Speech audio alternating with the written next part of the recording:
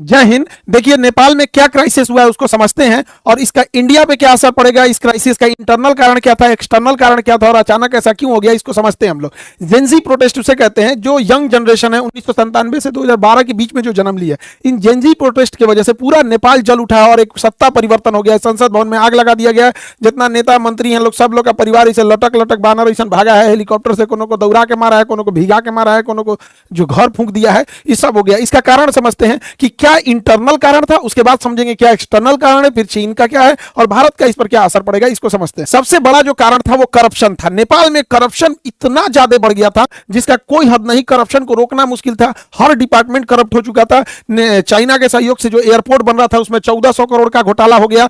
ललिता निवास में घोटाला हुआ, गिरी बंधु में हो गया 54,000 करोड़ का घोटाला हुआ और ओरिएंटल में हो गया 13,000 करोड़ का घोटाला। कोऑपरेटिव सोसाइटी में इसके लगभग 70,000 करोड़ का घोटाला हुआ।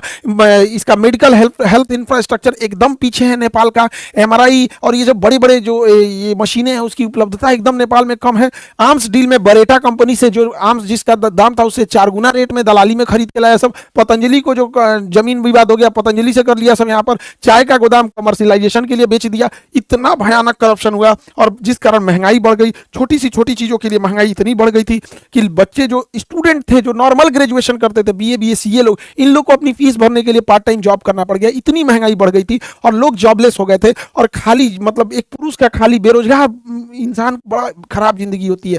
आसमान थूकता है, जमीन गाली देती है, उसको लगता है अपना जीवन बोझ हो गया है। खाली जेब जो होता है ना, ये बड़ा दर्दनाक होता है, बड़ी भारी होता है खाली जेब। तो इससे नेपाल का युवा परेशान था, एकदम परेशान था नेपाल का युवा। नेपाल